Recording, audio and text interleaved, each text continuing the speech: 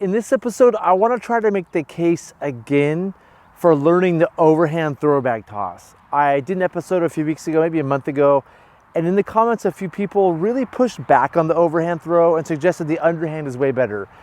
So I want to first talk about why I don't like the underhand and then go into why I really liked the overhand throw for throwing throw bags. First of all, old throw bags or traditional throw bags are just kind of these uninspired bags of rope. This is what we had in like the 90s, 2000s, 2010s even, just a bag of rope. There's not much to it. They're all basically the same. And these are really hard to throw overhand because they had a lot of rope in them and they're heavy. And so the way to throw these overhand would be like a football throw, which some people can do and some people can't. And so rescue instructors, for good reason, taught to throw these underhand.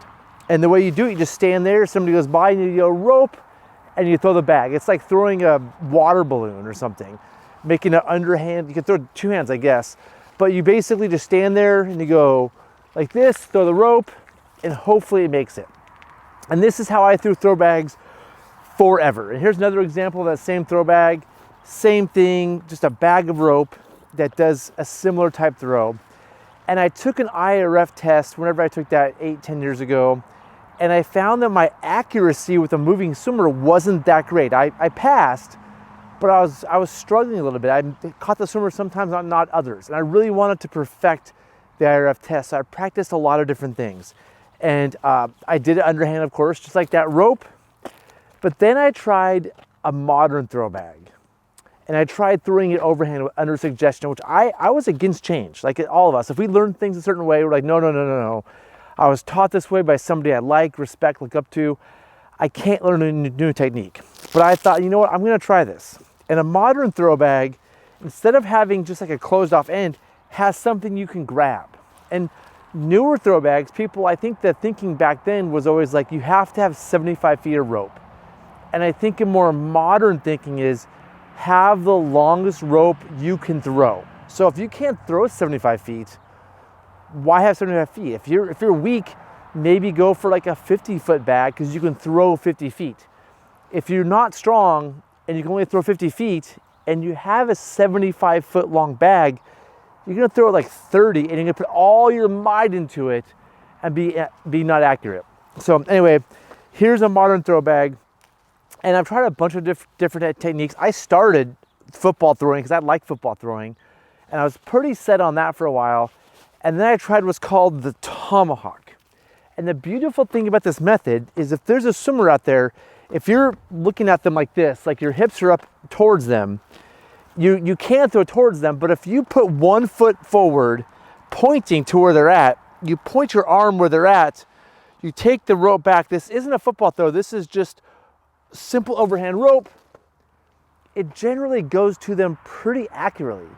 It's really pretty amazing. So it's a difference between being like this and going rope and having a more athletic stance and you're moving with them. You're moving and moving and moving and you go rope and you're switching arms. You're pointing this way, you're holding back. This is sort of like your aim. Your foot's pointed that way. And when you're ready to deploy, you throw overhand. And I have found that really accurate.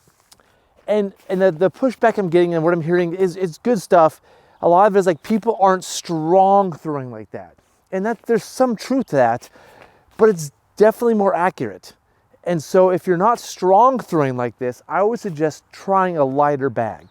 So again, instead of throwing 70 feet of rope, 75 feet of rope, shoot for 50. Shoot for what you can throw and throw accurately. This is a bag made by Sock Lodger Equipment.